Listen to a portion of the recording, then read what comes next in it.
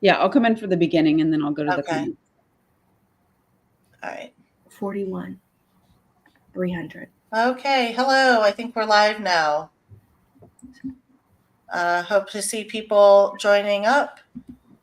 Give us a shout out if you're here. Say hello. I'm saying hello. Just got our notification that we are live on Facebook and we should be live on YouTube. We got a trio here right now. Anyone there? Say hello. I'm checking Facebook right now, guys. Yeah, I'm logging into Facebook. Or do you want to check it, Erin? I'm just trying to see if it's make sure everything's working. Yeah. Oh, hi, Kaylee. Oh, there's Benjamin. Hi, Summer. Glad to have you guys joining. Thank you for coming. We've got, hi, Allie. We've got myself, Jenny, with Crime Crashers. I have a YouTube channel at Crime Crashers, so go to YouTube, look up at Crime Crashers, and subscribe. We all have our lives there. We also have the past 4 episodes prior to this on the page. Hi, Benjamin. Hi, Shannon.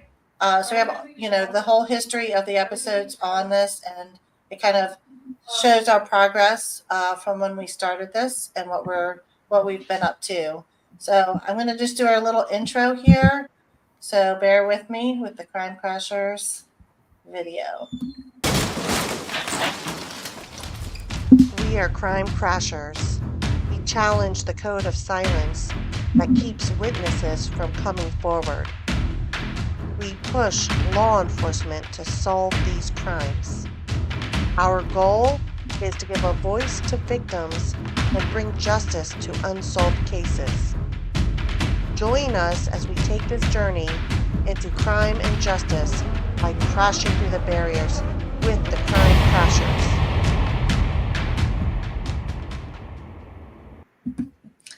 Hi, so we have Julie with us from Justice for Julie Ferguson, and we have Erin, who we're introducing.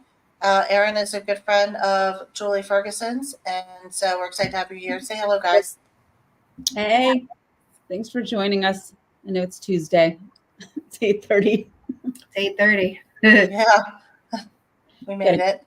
Good show. So, Julie, we want to talk a little bit about what your role is doing now.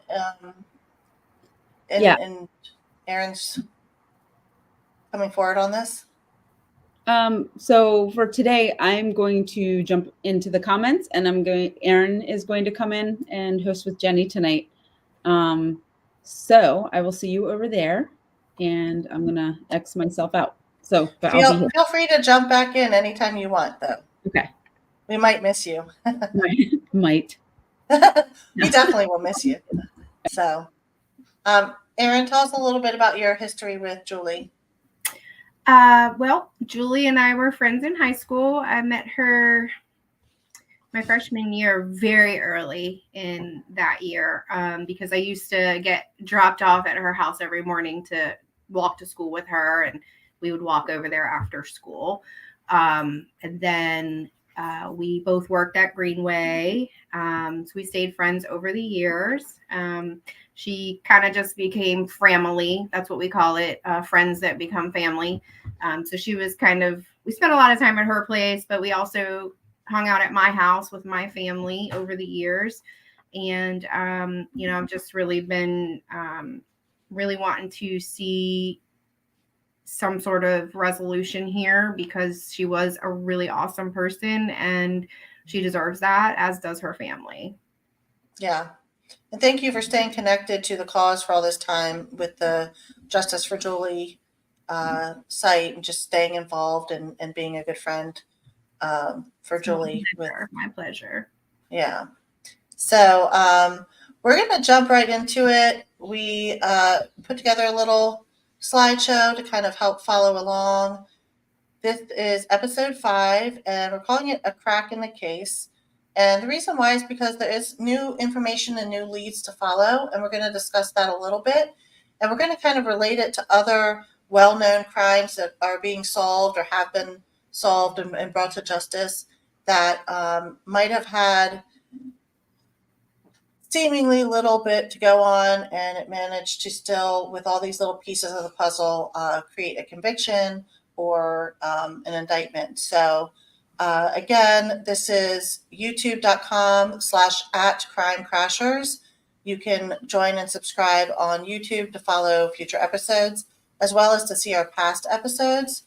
As you see, this is episode number 5, and these episodes are all about the Julie Ferguson case. This is the first time we're kind of venturing into other kind of crimes. Some are not cold cases, but they still were kind of built on bits and pieces of evidence, and why that's important to this case is, what we're going to discuss a little bit. So as we go, we also would love for you guys to share your stories in the comments section. If you knew Julie and you have a funny story about her, please do.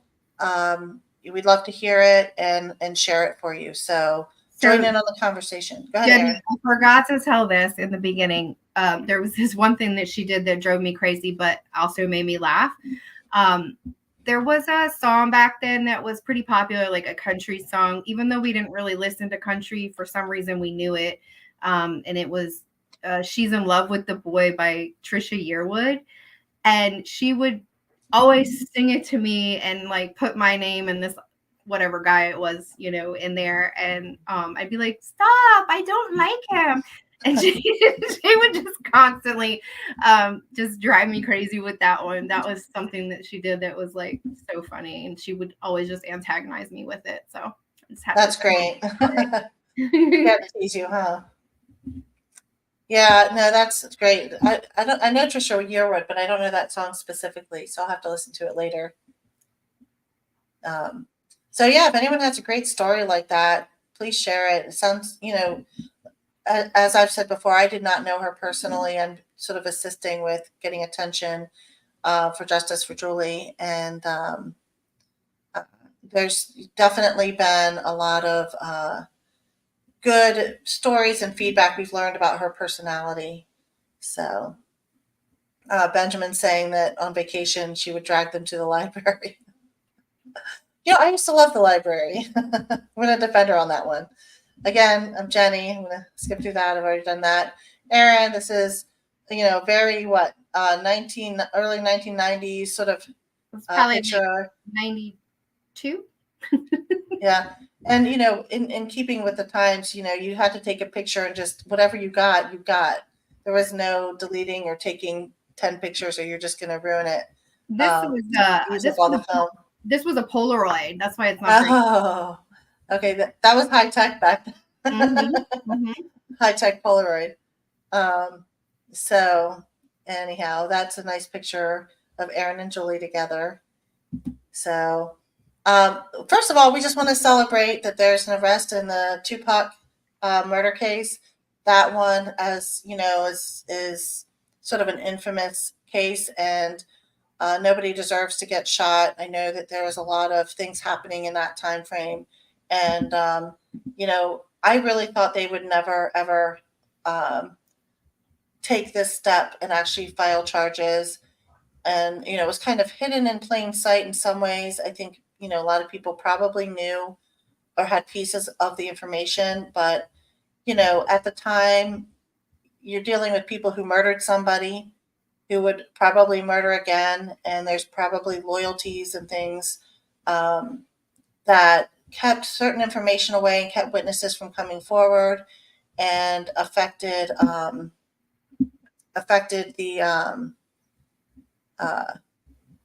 the ability to actually take the case to trial and actually file charges. As Sarah says, no statute of limitations. Murder, it can be 60 years, and there have been cases that have been brought to justice after 60 years. So in this case, it was a drive-by shooting, which, as you know, it's not like there's going to be this obvious DNA transfer. At best, they might be able to match a bullet to a gun. Can they put that gun in someone's hand?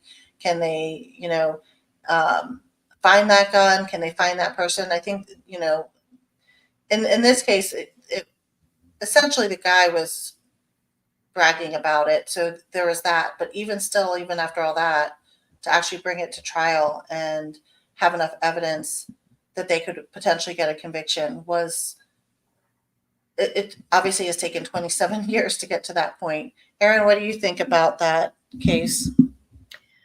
I'm excited. I'm happy. I love Tupac. He's like my fave. So Yeah. but I agree with you. I didn't think it was ever gonna.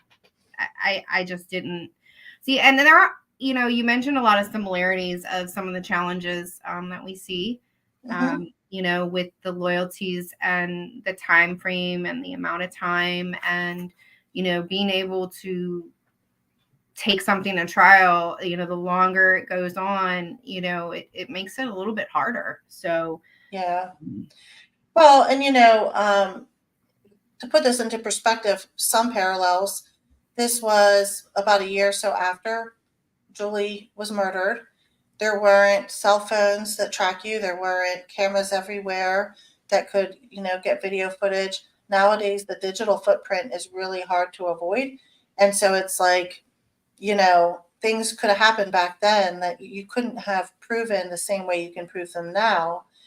But the number one thing that's probably changed in this case is that people are willing to testify. And I think I speak for a lot of people when I say that there are people in this area, or new Julie, or new people involved, who for all these years have not been willing to come forward. And, a lot has changed since then. We're all very different people. And, we really still encourage people to come forward, because that can actually make a conviction happen.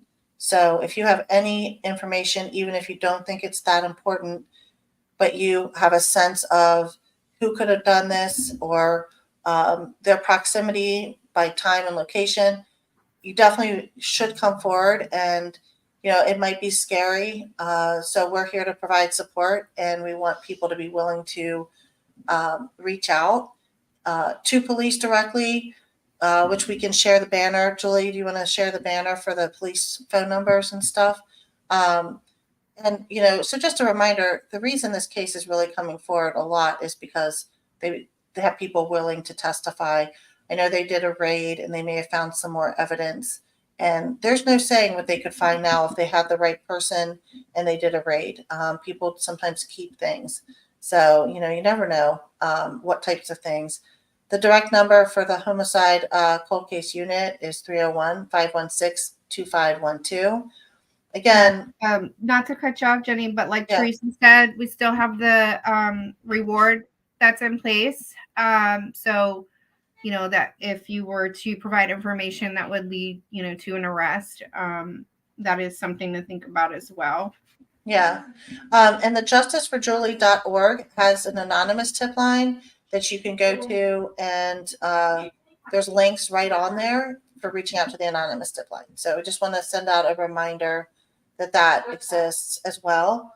And Alex was asking a question about the FOIA request. Julie, did Ken Maines put anything in for his show when he reviewed Julie's case? Do we know? I don't know if she's paying attention to the comments, if she can put a comment in there. Because I don't know that we would get much, because Alex, it's still an open case. So getting certain information is kind of difficult. Yeah, they probably don't give a lot. Ken did not. Who did file FOIA was the Paula Zahn show, and they were the one. That's why they mentioned some of the people that they mentioned, and some of the stories that they gave. Okay. Yeah, there's definitely a lot. So one of the things that we've been kind of thinking about are, how are cold cases cracked? How could Julie's case, get to the point of an indictment and eventually a conviction? Obviously, witnesses, we just talked about that. Witnesses that saw something, knew something, have a piece of information that fits in with the puzzle, has someone they can, they talk directly to someone who had information. All that stuff can help. Confessions, obviously, that helps a case. And, maybe you weren't the one who actually committed the murder and you didn't know what was going to happen. We've talked about we didn't think it was a planned thing, but you were there, and uh, it might be a good time to come forward and speak up and say something before you're lumped in with the person who did the killing. I always talk about that you are who you hang out with. And, people have gone to prison because they've sat next to someone who did something crazy, even if they would have never done it and didn't want it to happen. The other issue with that is, when you get in that situation with someone, and if you don't maybe talk now, you get in the he say back and forth with that person. And if detectives cannot figure out what the story is, they just throw it to both people or multiple people will be charged, and they'll let it iron out in court. So not saying anything if you were potentially involved, not by on purpose, for lack of a better word, didn't know what was going to transpire, that kind of thing. Waiting it out is not, I'm not a lawyer, but in my opinion, just seeing what has happened from life experiences, I don't know that that's the best thing to do. Well, and by the time you're really getting squeezed for this stuff, it can be too late. And that's the other side of it. It's too late to get on the right side of it, is what I mean. And, being willing to confess what can be an opportunity. And I know we talked about the snitches get stitches thing, but, murderers hopefully get jail time. You know what I mean? And so there's got to be a point at which people say, you know what, I'm willing to speak up and say something about what I know. And, if somebody was there who really didn't want it to go down and has information, the detectives are pursuing some new leads and running DNA, and there could be some changes in this case. And it's an opportunity to get in front of it. Because by the time, there's a point in time where, like Aaron said, where it's too late. So people who know something really should consider coming forward, even if they're a little bit afraid of the consequences. DNA links, we talked about that. They're running some DNA and cases, a lot of cold cases now are getting solved by DNA.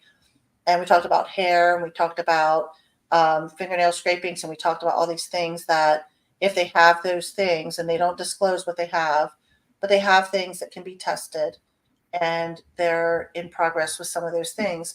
So those could eventually become something that narrows down and pinpoints a case.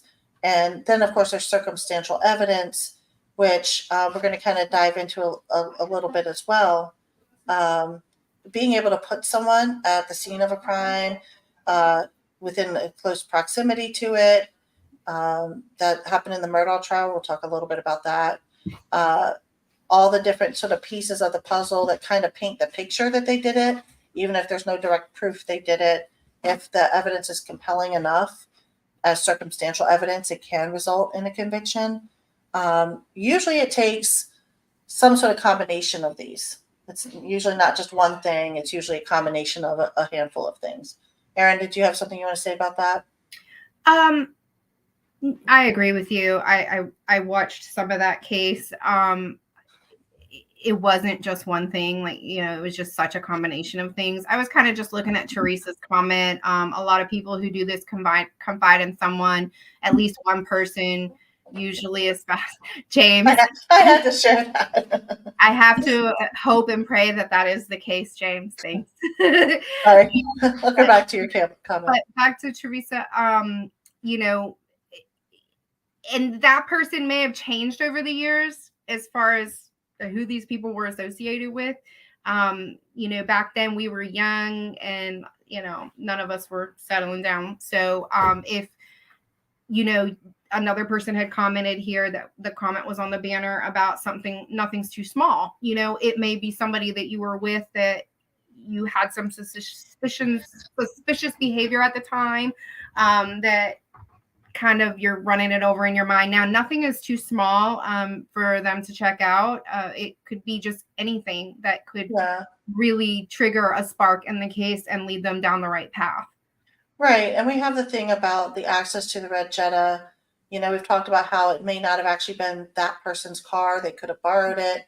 It could have been, you know, that person's car, but, you know, anything that links something to the scene, even if it's not a red Jetta, but it's very similar looking, and you remember someone who drove a car like that. Those are all things that add up. It's not one thing. It's the sort of the culmination of a series of things. Even when they have DNA, there's things that they have to pull together to build a compelling case, and so every little bit counts. And you know, they're making progress. When, you know, we just encourage people to get in front of that. So this slide, I said opportunity, identifying information, connecting dots that were not there before, why every detail matters.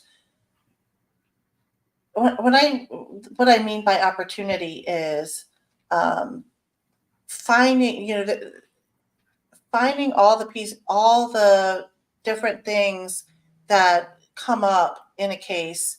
There's new opportunities now in 2023 that didn't exist in 1995, and being able to put all those pieces together. And maybe back then all the pieces weren't all there. Imagine, a puzzle, and they have, 20 pieces to this puzzle, but they can't sit there and look at those pieces and figure out what the whole picture is.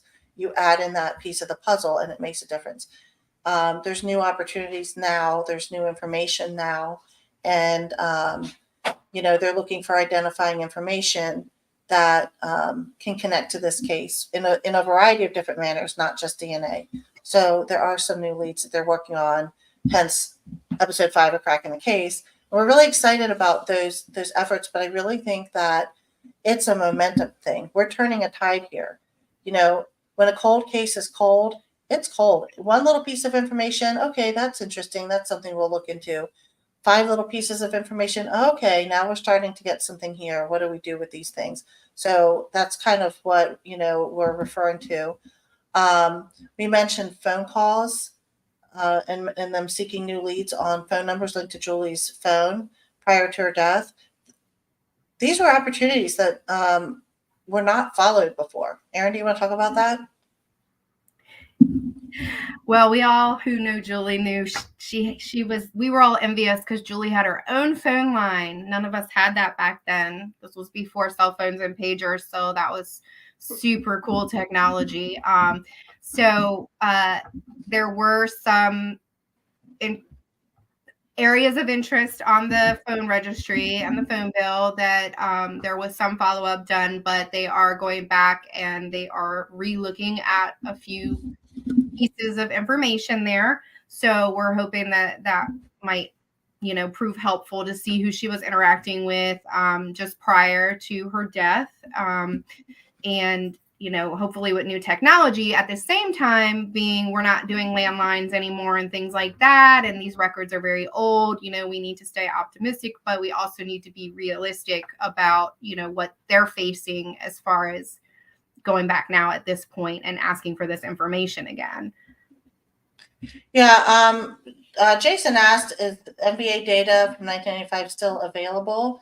The answer is yes. And they did look at that, but there was a lot of Jettas at the time. And, yes, we would love to see them do things like cross-referencing data.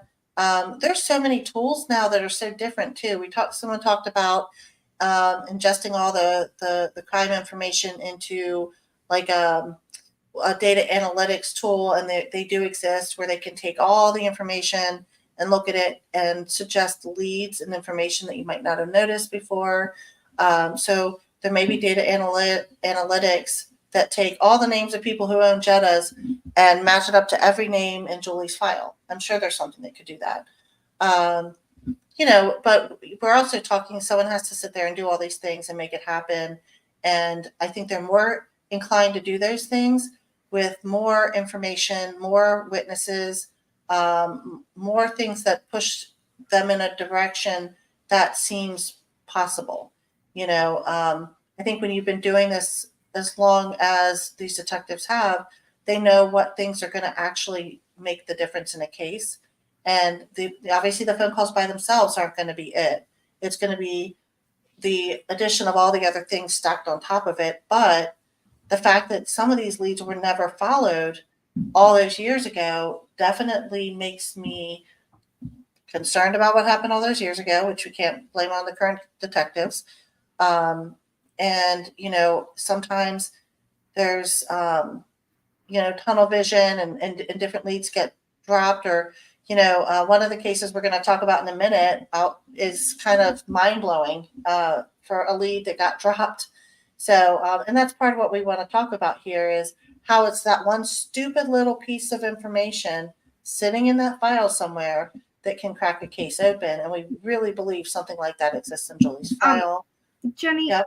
before I'm sorry, I want to backtrack before, because it is old people bedtime. It's 9 p.m. on the East Coast. So we might start losing people, but I just wanted to say this. I hope we don't, but just in case. Teresa had commented, people that know things could be putting someone else in more danger, etc. We had, and you touched on that, Jenny, originally in the first or second episode about like all of us from that PG County area, there was that code of silence that, we all have. But I challenge and employ everyone at this point in your lives. We're now adults. Most of us have children. I have grandchildren, some of you guys may too. Understand that your silence is potentially putting, this person could potentially still be out there. And most of the time, people that commit crimes like this are repeat offenders. So this code of silence, this person or persons is out there amongst your family. So just kind of think about that, going forward. That was all the little tidbit I wanted to add there, because we had talked about that previously, and Teresa brought that up about people knowing. Yeah, I really think it's very likely that people know something, and it's really unfortunate if someone's sitting on that information that could help make a difference. Julie did not deserve what happened to her at all, and the person who did it doesn't deserve to be free. So Benjamin, I love your comment, but Julie was a teenage girl, and that phone line was the hotline bling. Okay. So one of our favorite pastimes was changing her answering machine when she wasn't home or when she went in the bathroom. We were always on that phone. So I can only imagine the mass amounts of numbers that are on the phone for them to zero in on one or two particulars. So that may be part of the issue. It was a pretty active phone line.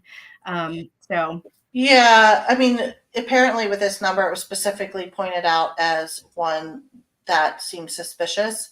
So I don't know what happened at the time. I do think that, but this is part of learning who has a connection to Julie and who can they talk to and who might have known what she was up to. And, we've talked about there being a lot of unknowns about that night. People knew that she was buying weed, but we don't know who she buys her weed from,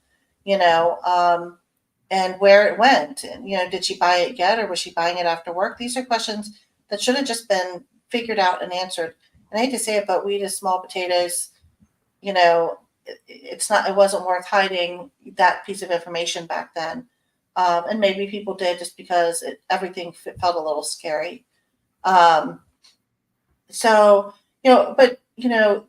This is why we want the investigators to take a fresh look at this and really go through every detail, as time consuming and difficult as that might be, because while one thing may not lead to it, maybe while they're looking for that one thing, something else pops up. One of the things that came up recently was that there was somebody who knew Julie who was there.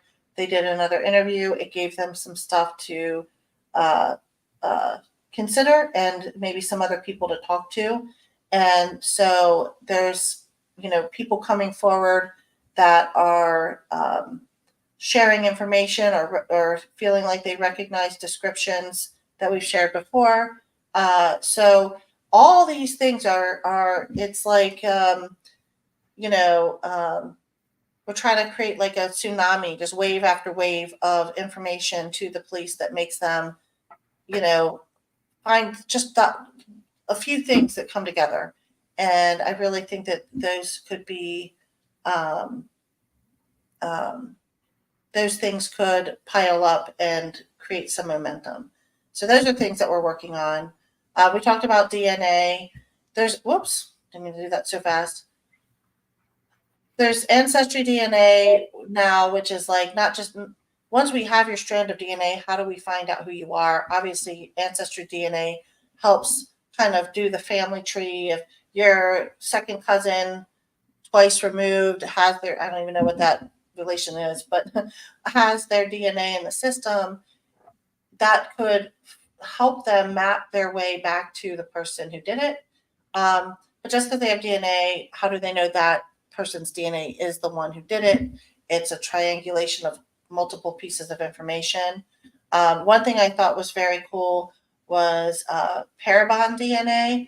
And you can see in the picture where under the solved, it actually took their DNA without the ancestry piece, but took their actual DNA and built what they would look like physically.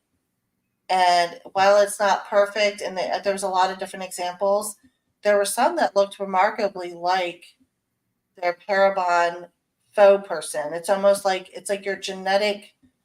It's as if your genes are like a form of coding, and it's like someone took that coding and developed a human out of it. It's like weird science, Speaking of throwback movies, that was, kind of creating their perfect woman. But in this case, they actually create a physical mock up of what someone looks like. And then there's something called mtDNA, which is in hair, and it's like mitochondrial DNA that allows them to look at a different level of DNA. It's sort of like very complex, but anyhow, the point of all of these is these are new tools that we didn't have. Just because we had DNA in 95 didn't mean we had all of this stuff that also helps bring it closer and closer and closer and closer. So the DNA is still a very important piece, and having these options at our disposal opens up doors. So did you want to say something, Erin? No. I found the Parabon DNA very interesting. I just think that's amazing that they can basically replicate someone's features. That's interesting. But the ancestry and the genealogy, like, we did talk to the detective like momentarily about that, and it's very involved process, and they actually have like a person that is dedicated to that, or a team. And so, these things do take time. Like, even if the new items being tested were to come back and that person's not in CODIS or something like that, they would have to maybe resort to one of these other options, like the genealogy type tree, in order to pin it down, and that can take a really long time. Yeah, well, and I think it's going to get faster and faster as people keep sharing their DNA. Thank you to all the contributors who just wanted to know what their what their like ancestry is. But the other thing about it is those are like the wandering paths. But if there's DNA, and there's already some of the potential suspects in CODIS, which is the FBI, DNA database. So it could be that they pop those in and they get an instant answer on who it is. So while it sounds long and winding, if they get the DNA, they're going to start with CODIS. That's going to be step one. If it's the rest of it, yes, that's going to take a little bit of detective work. I think it's awesome that we have that ability. Yes. I'm just saying that from what he said, it's obviously it works because they've got a team that's doing nothing but that, Yes. Oh yeah, it's definitely making a difference. And it's all, this is where it is now. Where's it going to be in another 20 years? So as I said, it's puzzle pieces. No single thing solves a case. when I say solves a case, that's sort of a fancy word because it has to go through, the court of law, and the district attorney has to determine if there's enough evidence to convict and indict and all of those things. But that's why every little piece, even if it seems trivial, can fit in. And we're going to talk about some cases coming up that, had some of those elements to it. And it was all those trivial little pieces that led to that conviction, just to kind of get your minds thinking about what types of things that might take. First case that I wanted to bring up, I don't know if anyone is locals familiar with the Lyon sisters. They actually did a documentary on it, Who Killed the Lyons Sisters. And this happened in the early 1970s. I think it was 1975. And it was a double homicide. Both girls were at a mall, and they just disappeared. And, at the time, it's the 70s. There wasn't cameras and DNA just like in 95. I mean, there was no DNA in the 70s, but it was just, did anyone see anything weird or any person that was weird? And, and who was even paying attention in a mall? But again, there's some parallels. They're just in a mall. They disappear from there. Nobody knows what happens. They wind up dead. So what actually solved it, as you can see, this image on the left is the young version of the guy on the right. And as a detective, cold case detective was going through the files of all the stacks and all the file boxes of all the information. He's like, I feel like I've been through it all these times. And then all of a sudden, this piece of paper that I swear I've never seen before just sort of was popped up in front of me. And it was a witness statement from someone who was just happened to be a witness on the scene who, and the interesting thing was the police had actually put in parentheses next to it, lying. Like they knew the guy was lying. They had his name. He was a witness, an eyewitness, and he was describing something that didn't quite, I guess, resonate with them.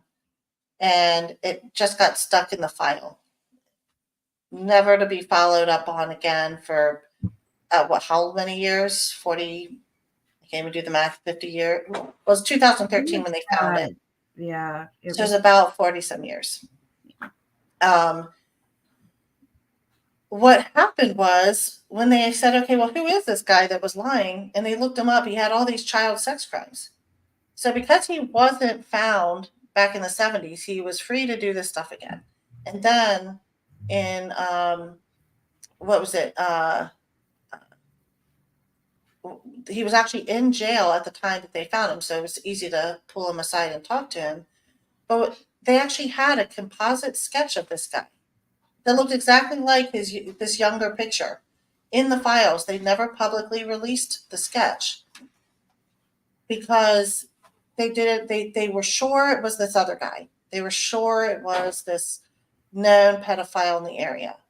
And so they never released his description, and it sat there in the files. And even though he was a witness, and they had, I can't imagine who the detectives were that were taking his witness statement and had a picture of somebody seen at the scene of the crime, scene of the abduction, and never put two and two together that this composite sketch looks an awful lot like this guy that we think is lying. That case could have been solved in the 70s with a little bit of connecting those dots.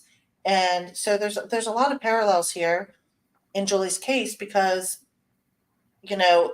whether or not they're involved, there were some people that were seen in the parking lot minutes before she went missing. And those people have never been found, and they didn't even release their descriptions until 2000, in the Washington Post ad. By then, a lot of us had moved on and weren't reading the Washington Post at that time in our lives. And it's weird that they didn't put that description out at the time. Why didn't they do it? I think the police were distracted by other leads potentially, or by not realizing the significance of it. again, there's no proof that those people did it. There was no proof at the time that this guy did it, except for that a woman, she actually is on, there's a woman, the witness who saw this guy at the scene of the abduction is on the documentary. And she's saying if he were a dog, he would have been drooling watching those girls. She caught it. She saw where he was looking because he looked really creepy, and she gave this description. Can you imagine being that woman? And like all these years later, you're like, I've been telling you this guy was creepy, you know. So I mean, in his case, it was really strange, and they actually had to interview him multiple times, and he kind of, it was like a tangled web of half confessions and partial truths. They started talking to everyone in his family, and people are like, "Oh yeah, he came up here with a duffel bag that smelled like rotting flesh, and he burned it, and the entire mountainside smelled like rotting fresh flesh while he burned it for 3 days straight." You know, But they didn't ask what was in the bag. yeah, nobody asked what was in the bag. Nobody, you know. So ultimately, the guy was convicted. Here's the irony: this case, Detective Bernie, who's working on Julie's cold case, helped on this case. He actually served warrants in the case because this got the house that was actually turned out to be where the girls were taken are in Hyattsville. So it's sort of like, you know, I think it's sort of a poster child of lessons learned for no stone unturned. And they left these stones unturned at the time, at a time where there weren't really that many options to look at. It's not like you could look at cell phone data. It wasn't like there was cameras everywhere. You know, now people take pictures all the time with their phones. Maybe they're at the mall taking pictures and somebody sees something in the background they could submit to police. There wasn't any of that back then. And so they only had a handful of stones to turn over, and they still managed not to turn that one over. I mean, that's how I feel about it. What do you think, Erin? I agree. I think that it's challenging now. I mean, everything you do now, somebody's watching, they're videotaping, taking pictures. There's a lot more to investigate, so to speak. But do I remember right on this case, and I may be wrong, didn't he like give his info to the police as like a witness and said he saw the girls or something? Or is that not right? Yeah, he said he saw the girls. Yeah, And so he had said, like actually interacted with the officers, I think, at the time. yeah, oh Yeah, yeah. so you can't. He described a car, Yeah, a yeah. completely wrong car, but he described a car.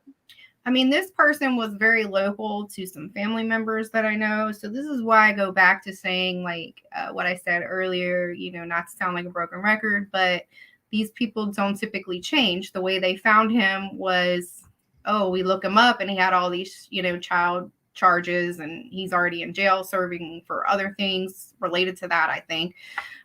So, you know, They actually caught him right before he was up for parole.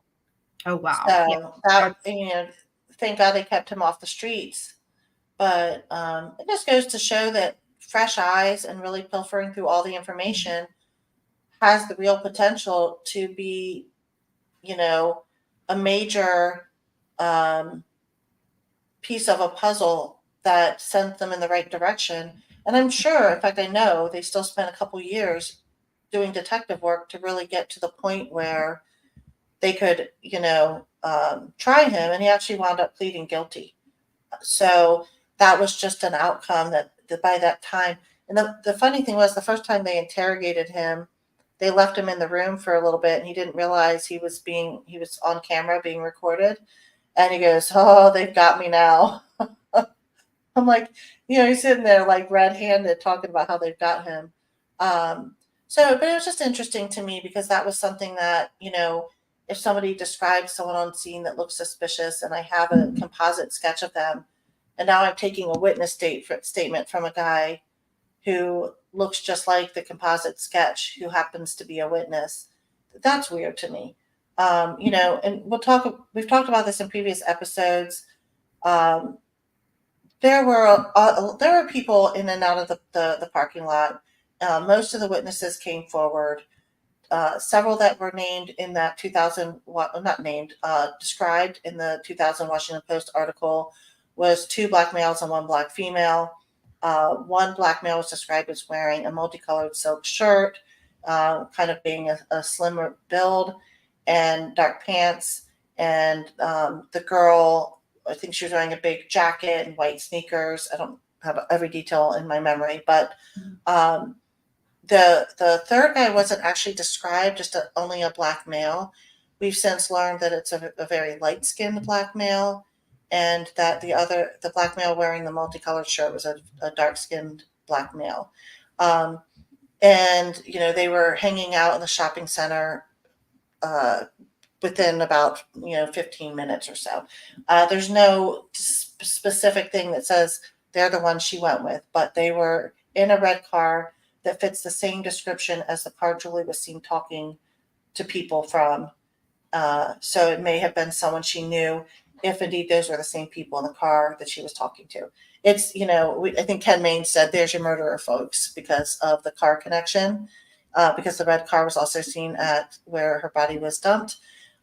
So that's sort of a proximity thing, time and space, same general time, same location, seen on site. Not, this information was not released in 95. And I didn't mean to hide that. Sorry. Justice for Julie, Julie posted this to say to go to that link for descriptions of who the witnesses saw. And So I think it was black male. Didn't say anything about the color of the complexion, because I think you talked about that before. About 5'9", clean shaven, nice hair, like trim haircut, the silk button-up shirt, jeans, tennis shoes. The female was supposedly 5'9", short hair, top, baggy jeans, the 3/4 length leather jacket, white tennis shoes. I don't know if it said a weight or anything, early 20s, but there was no description of that third person that Jenny said that actually we did find out later from one of the witnesses was in the vehicle, light-skinned black male, but there was no further description on that I'm aware of. Yeah. And so those are, I mean, it's interesting they didn't share those details at the time. And I kind of wonder if there's other details on top of that they didn't share. But I do think that adding in those components might create more familiarity to somebody who, we lived in a very diverse area, but in our friend groups, it could be a little bit different. And there was, uh, you know, not to be racially insensitive to anything, but there could be sort of, groups that were more predominantly white, groups that were more predominantly black, but there was always mixing and friendships that kind of connected in. And, so in Julie's friend circle, I would say that the majority of people that she would have known and communicated with comfortably and as friends would have been, white, but there were some that were not. And, so. No, I don't know. I wouldn't say that. I think our friend group was very, very, very diverse. It was very mixed in that area where we hung out. Yeah. No, I mean, I would say that, I mean, PG County in general and Greenbelt is definitely very mixed, and that we would all have had friends of, a variety of races, but especially black and white. It was sort of almost, I think a lot of, from what I recall back then, it was the county in general was 65% black. So, and Eleanor Roosevelt was probably in those demographics somewhere around there. But in terms of her close friend group or people she would have hung out with, it might have been a little bit more. Julie may know as well, and other people who know her may know as well.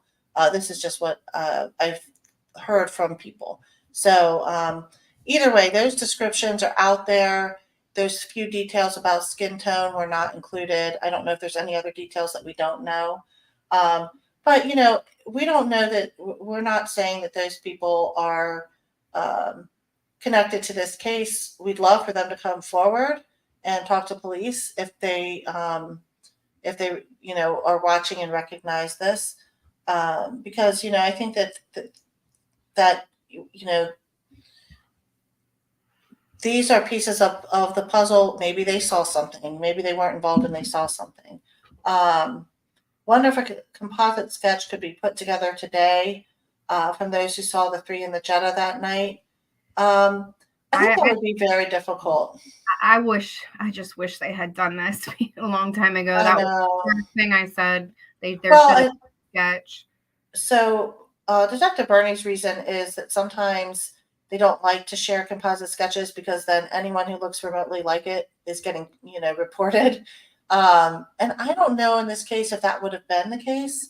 I do think that it could lead to, I mean, if there's no discerning features or no way to make sure it's like accurate, it could fit a lot of people, and then there could be some, and especially in 95 when it would be, I think we know there's a lot of false convictions from prior to certain evidence. So you don't want a situation like that. And I kind of understand that. But I also think that it's, an opportunity to, people who knew her might know who she would have talked to that would fit that description.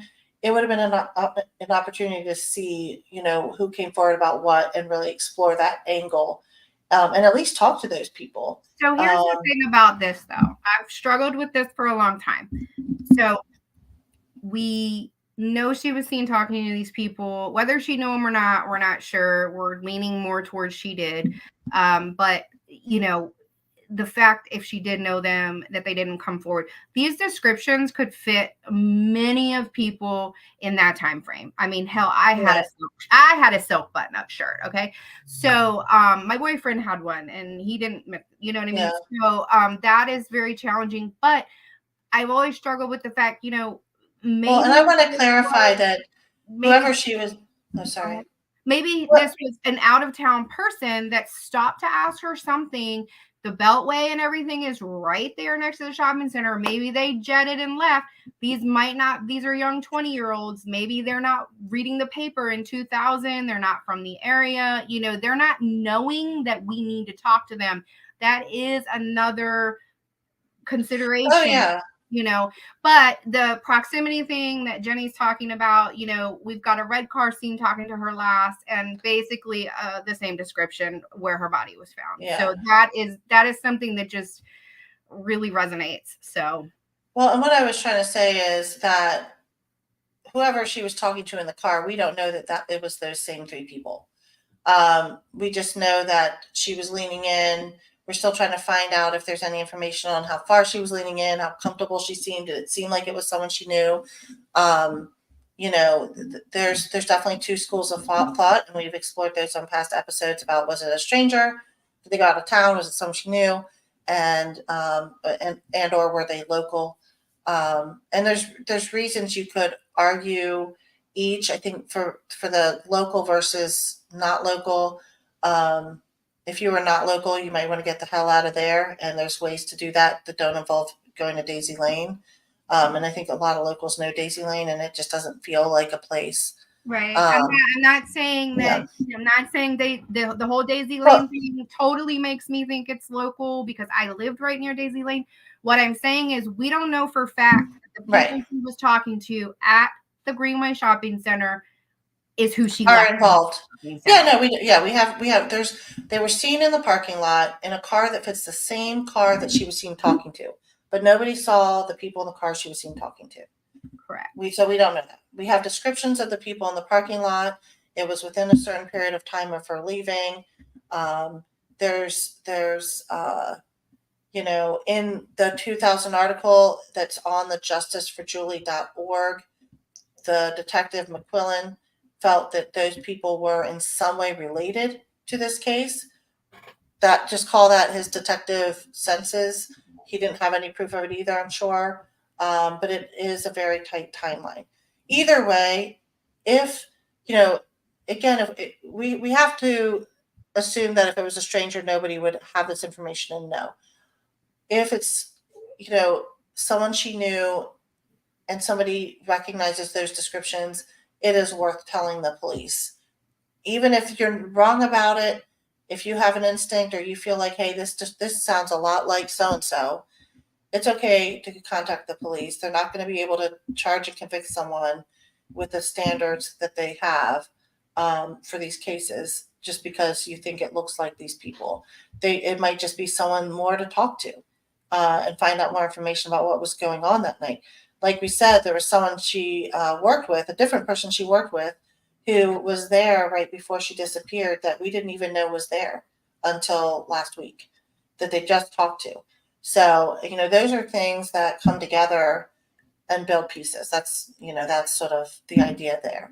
And, just comparing it to this case, that there was eyewitnesses that saw this guy. There was, if there was 50 people there at the mall that day, for all I know, 30 of them got reported. Maybe every man who was standing in the vicinity got reported, and the police couldn't discern from that who might have been guilty and who might not have been guilty. But certainly when that guy got convicted of other crimes, there wasn't just like this, hey, the guy that happens to be a witness in this case just got convicted of child sex crimes in this other case.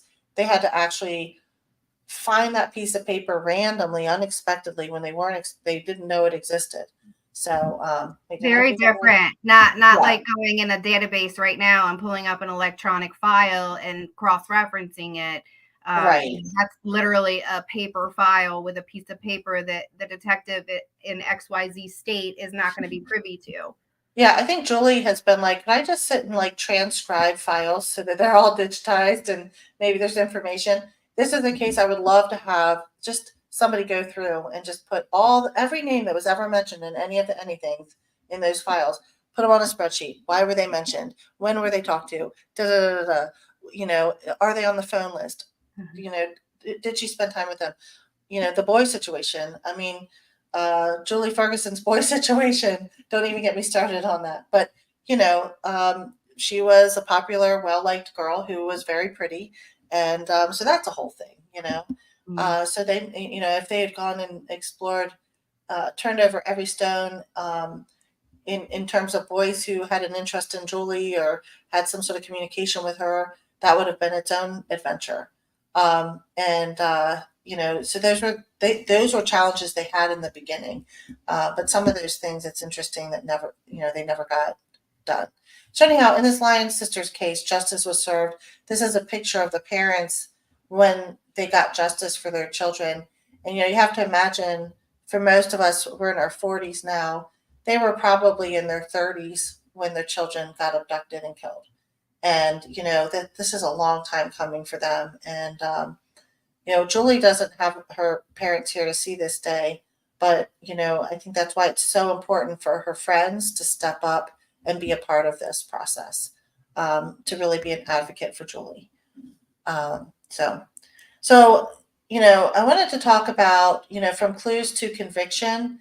And we talk about, okay, we have these pieces of the puzzle. How do you get from this place all the way to, they're guilty, they're convicted of the crime, and they're actually going to serve a sentence for it. And obviously I have O.J. Simpson and the Murdaugh trial. Erin, are you from? I know you got to know the O.J. Simpson trial. I mean, everyone does. Of course I do. I'm lying. I don't know about him being an example, but I don't know. Well, so it was very circumstantial what they had. Exactly. Both of these were sort of circumstantial cases for different reasons. And, if it doesn't fit, you must acquit on the glove. And, it became, and both trials were conducted and won or lost under very different circumstances. I don't actually remember what year that was, but it would have been in the 90s. Am I right? It was in the 90s, yes. I remember my mom had a party that happened to coincide with the announcement of the conviction, or lack thereof in this case.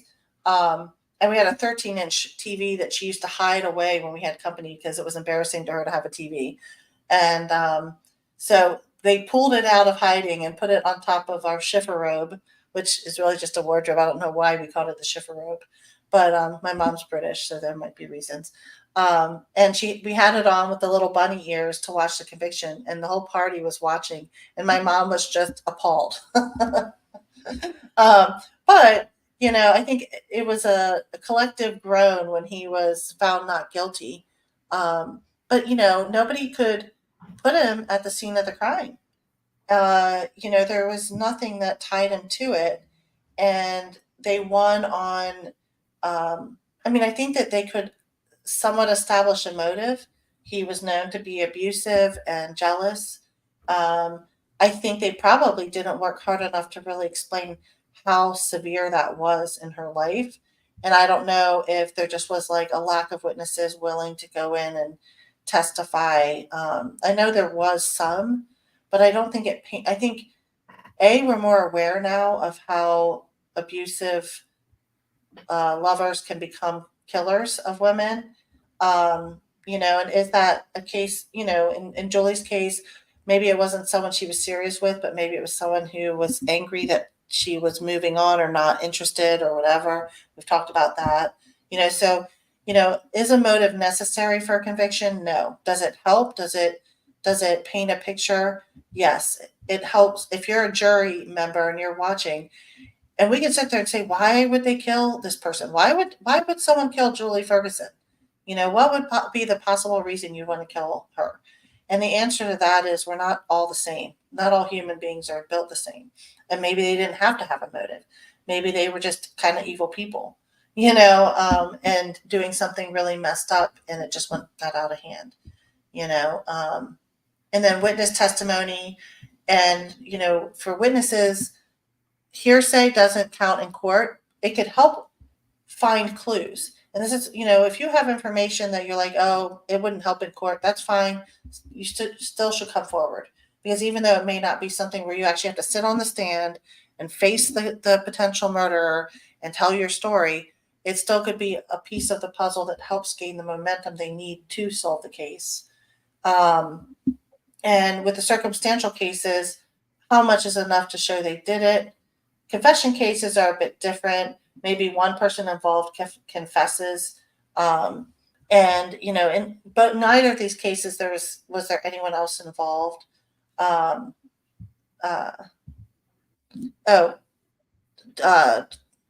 Sorry, we're trying to show this. Anonymous tipsters do not have to testify. You're not going to be forced to testify if you submit, as a witness. A lot of times, there's a lot of pieces that come together to even try a case, and a lot of times people can come forward and say what they know, but it might be secondhand, but it might help the case. But secondhand information usually is not admissible as a witness. Like I think we learned that in the Johnny Depp trial, hearsay. But with the Murdaugh trial, that was really interesting because this was a proximity case, really. There's all this data that track all of his movements, and he leaves his phone at the house so that it can't track the fact that he's going up to the place where he ultimately kills his wife and son. But that alone was unusual. He didn't just stay still. He tried to say he was napping, and that's why it stayed still. That was his big reason for, normally he's moving around, he's doing this, he's making phone calls, he's answering texts, he's a very busy guy on his phone. And all of a sudden, for this period of time, it's still. And that stillness, that silence was enough to be suspicious for someone like him. Okay, but he's sleeping. That alone wouldn't have cracked the case. The number one thing. Yeah, Jenny, that goes with what you've been saying the entire time. Like, it's basically people are habitual and they have patterns, right? Mm-hmm. So his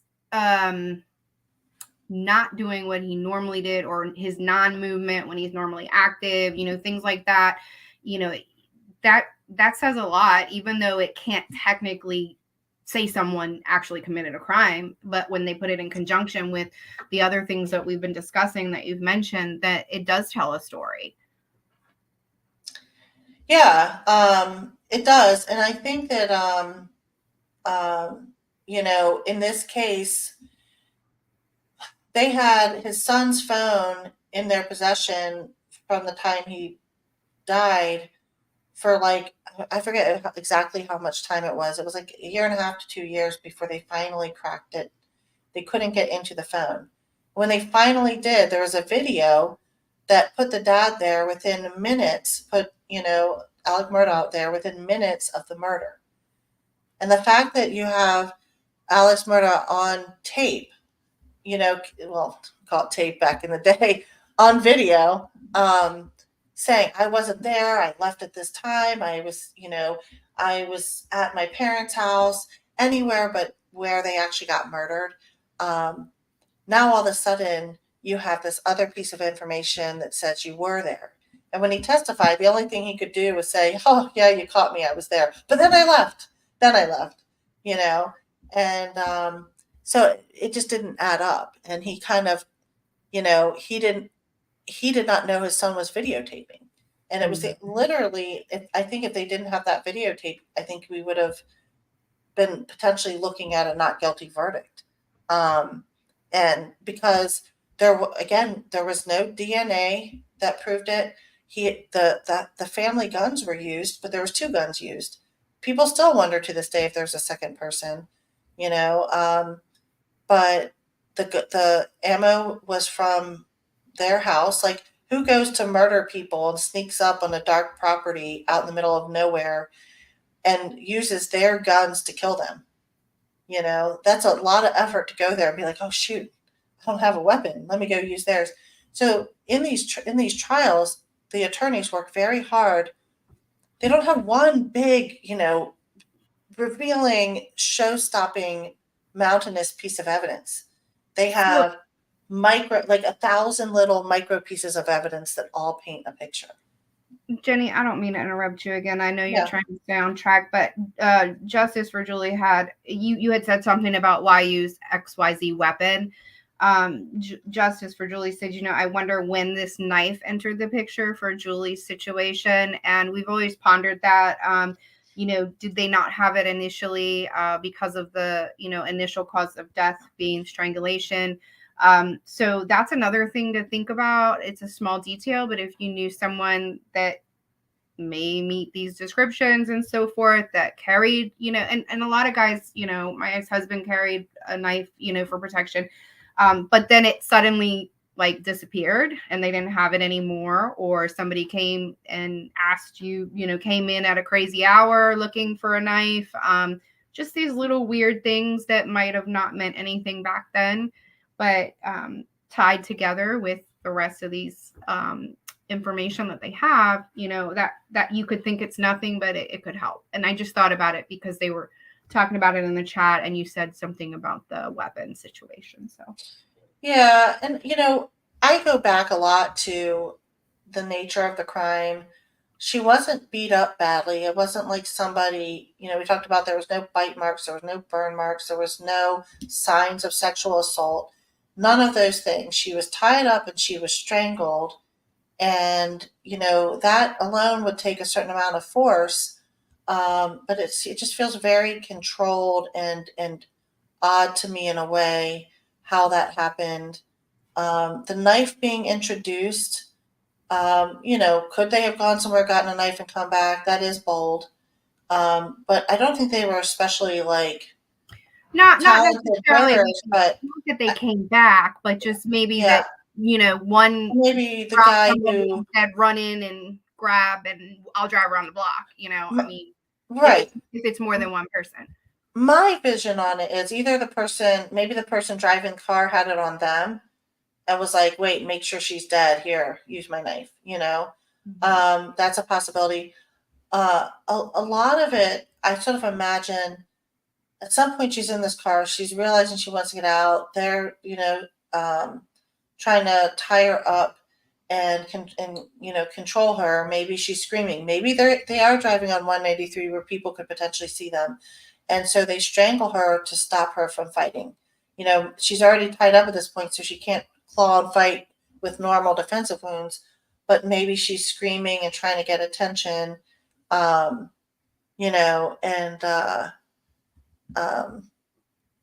and with that, they strangled her as a way to silence her.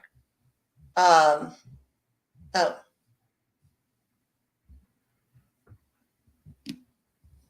so, oh, okay. Julie did want us to post something. Go ahead, Julie. Whatever you want to share on the banner, go ahead. I don't even know where it was anymore.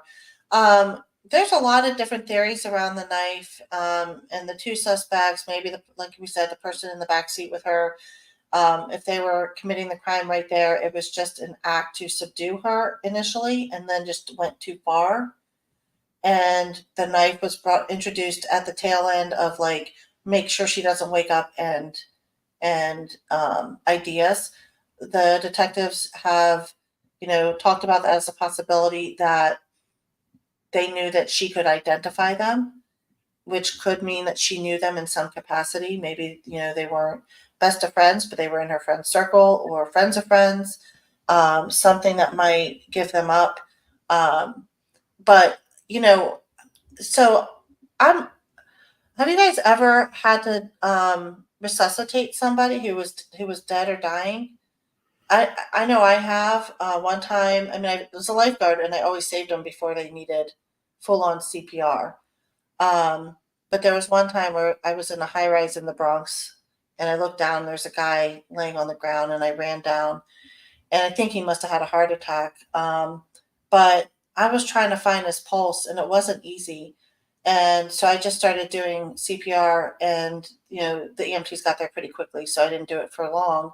And I don't actually know whatever happened to him, but I couldn't find a pulse, but that doesn't mean he didn't have one. And, if someone's not really savvy, they're not going to know where to look for the pulse. They're going to look at it and be like, is she dead? I don't know. I don't know. Do you know? I don't know. And let's kill her, because if she comes back alive, because we're not sure she's even dead, because we're not doctors and we can't, I mean, when someone initially has died, it's not always obvious to someone who's not, an you know, experience with death in general. And that could have been that way of making sure that she doesn't wake up again, you know, um, especially if they strangled her, thought she was dead, and then she woke back up. I mean, can you imagine? That would be like this moment of like, oh no, okay, we gotta, so that's how I imagine it. Is that it's an inexperienced killer, doesn't know for sure she's dead, wants to be sure she's dead, and cuts her throat. It was one slash. It was very, like cut and dried. There wasn't like, some of these murders that, I mean, I think the O.J. Simpson murder, since he's there, was very messy. It showed a lot of rage.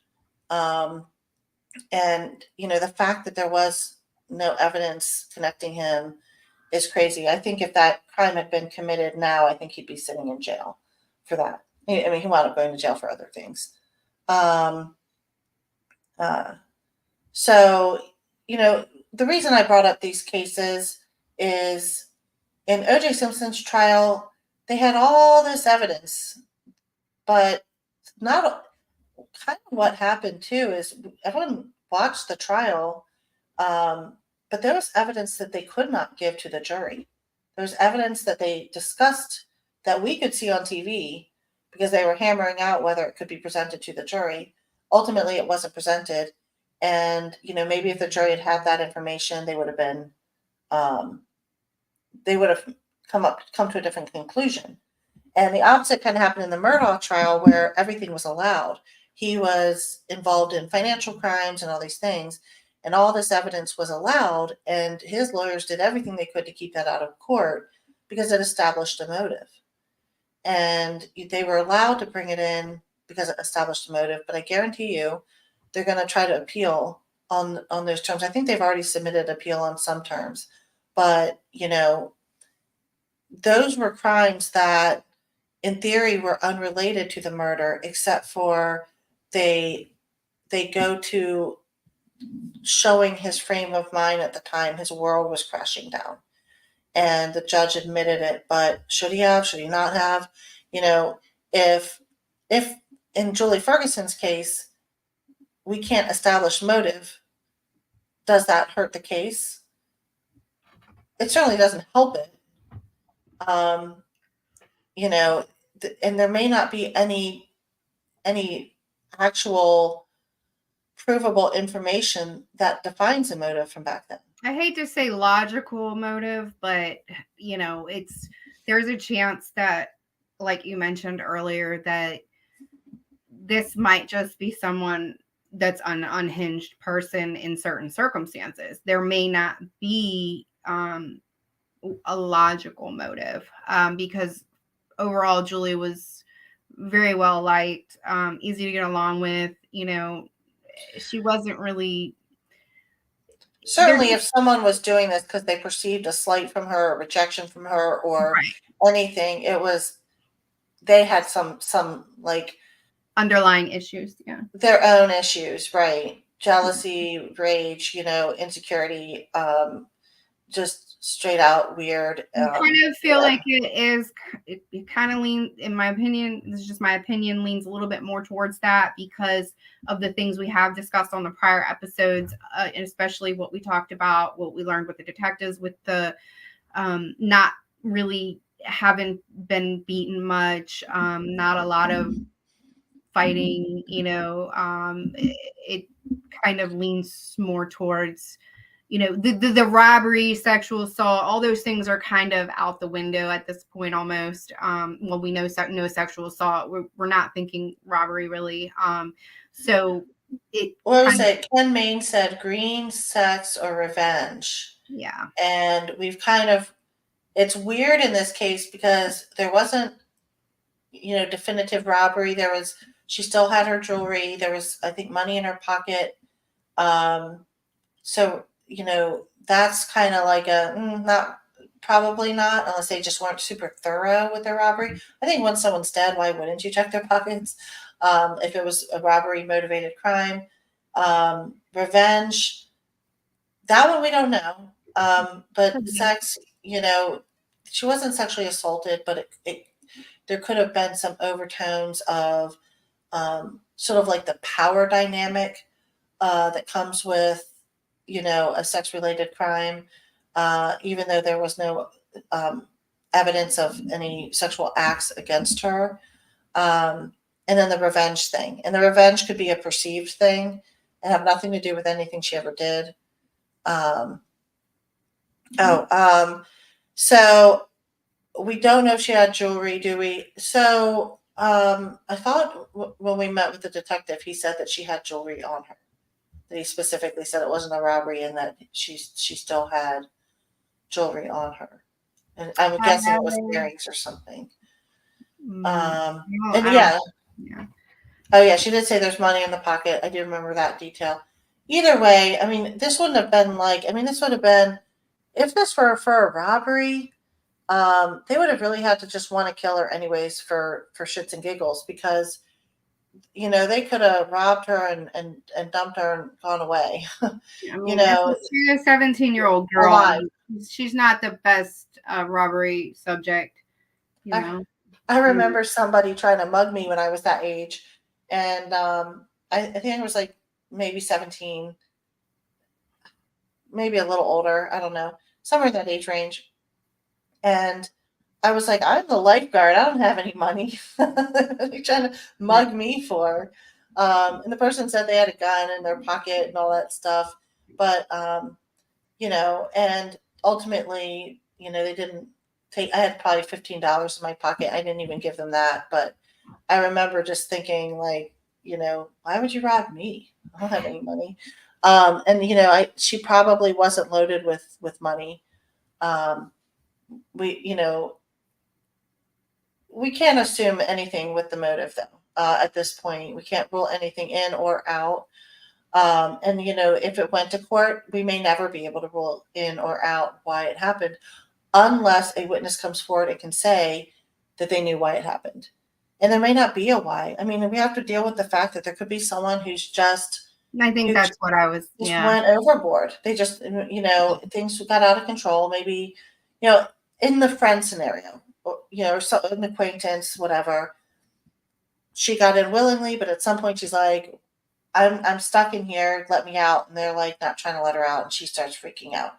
And they just, in order to contain her, they go too hard and they kill her. And once they've gone this far, they keep going, and that's just how the moment tumbled into it. Um, People would not imagine that someone would murder under those circumstances. But there's a lot of people who are just not right in the head, So Vanessa's asking, yeah, Vanessa, the people did go.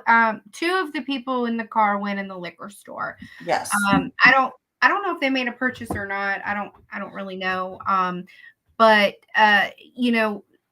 at that time there was no crime, so having taken money from them, it probably went to the bank in a drop bag that night or the next morning. So they wouldn't have known to do that probably because nothing had happened at that point. But I mean, well, Julie has on here, they did, but so many people touch money. It would have been hard to say which exact dollar bills of all the dollar bills that they got were from those people, and if they got prints, does it fit? Right. And and then not only that, but if they're unknown customers, or even if they're known, going back and finding every customer who went and comparing those prints is the other side of it. Now, and that's why we talk about the DNA and the ancestry DNA and why that's so useful. But if we have a short list of names of people that could be potential suspects and they have DNA, that's a quick check. I mean, you see the stories of them driving behind someone and figuring out how to get a hold of a cup they used or something. And then once they have that, then they get a warrant and do it the proper way. But, something dropped in public, a cigarette cup, something like that can be tested. If you have a short list of people to check. Right. And that goes back, Jenny, to like what you were saying.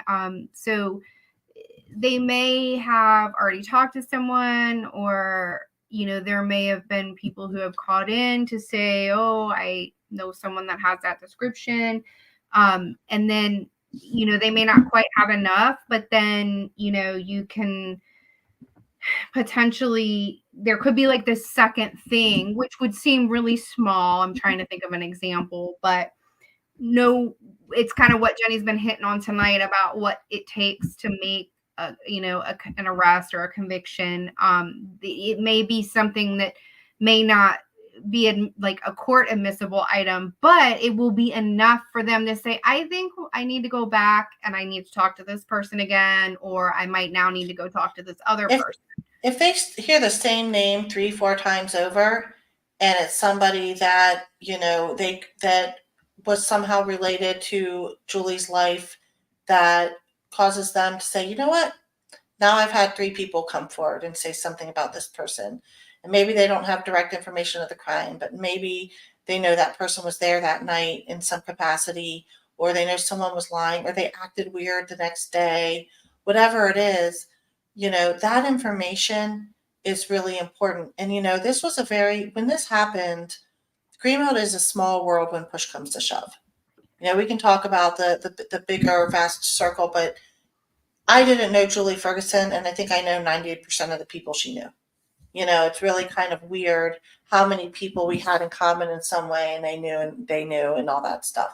So how people acted that night, how people acted the next day. Did somebody come in and I mean, seemingly nervous and, act weird about stuff and, those kinds of things. And we don't know, but if you have that information, that's really important. That that there was something suspicious that they did, or you kind of knew at the time that they had this access to this car, or they owned that car.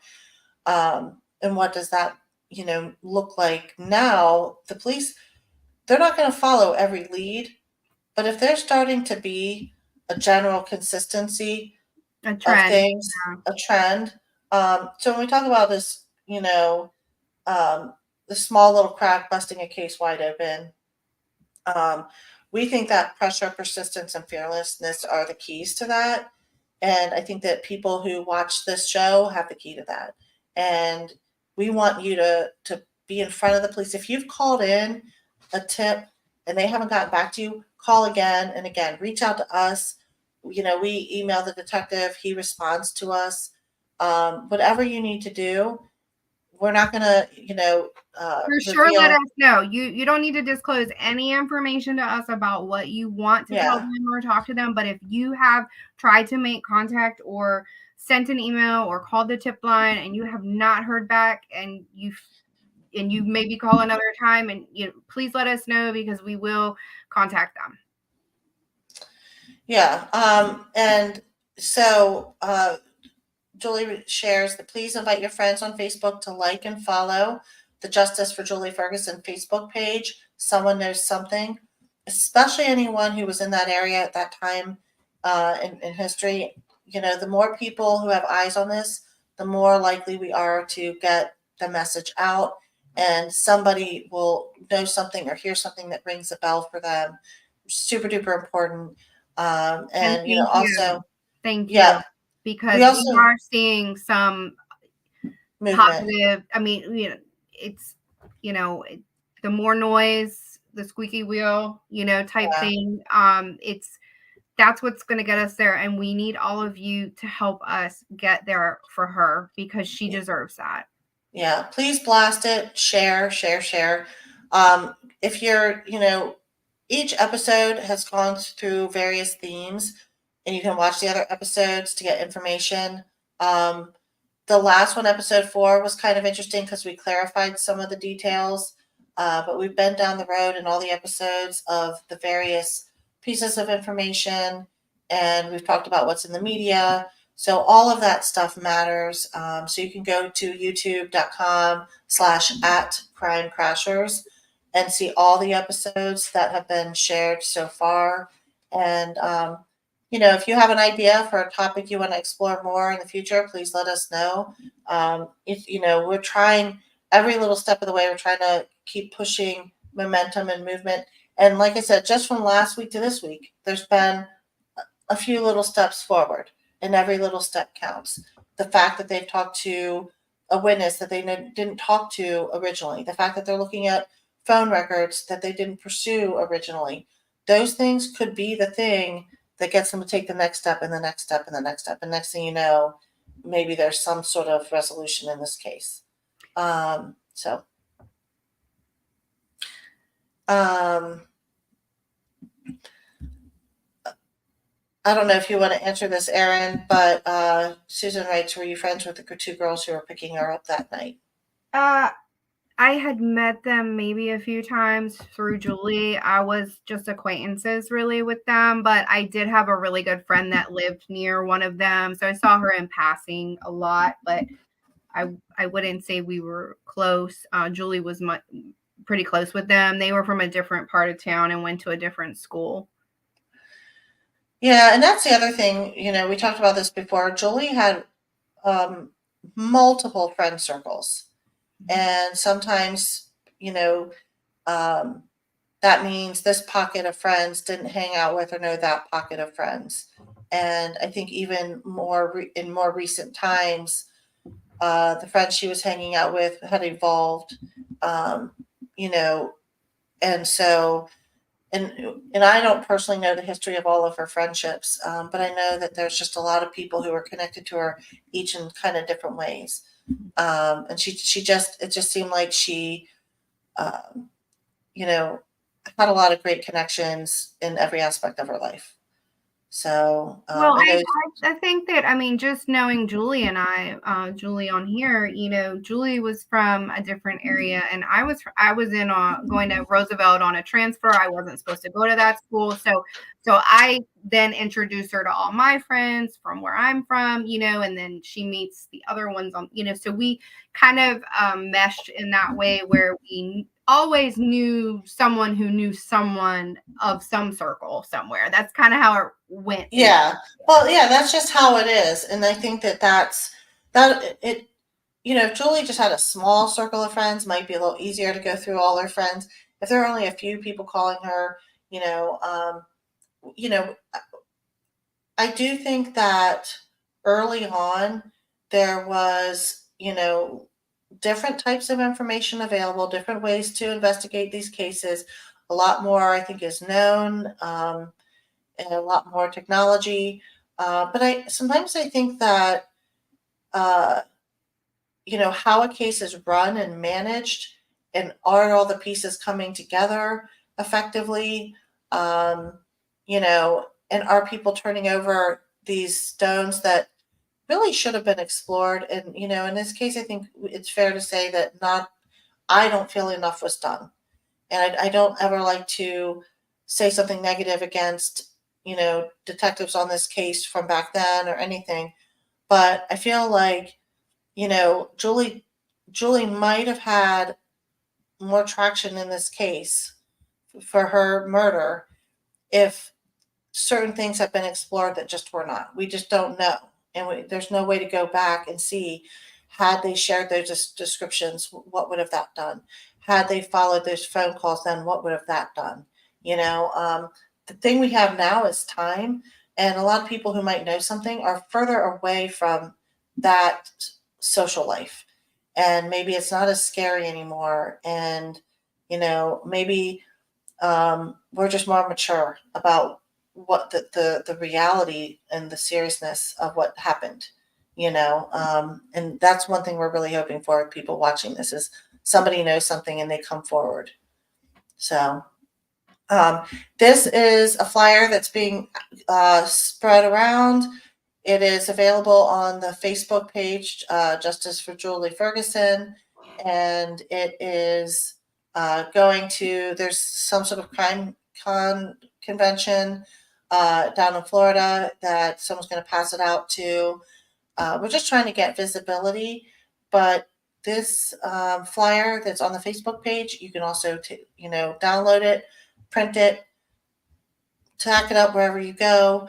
The library apparently was a place she went, and share it on Facebook and just get the message out. There's still a reward. There's details on this flyer to help push people to think about that time period and what they might know. So please share that. And we're just going to keep pushing forward, and hopefully we'll have more to share in future weeks as we hopefully continue to make progress. But just want to clarify that this is slow work.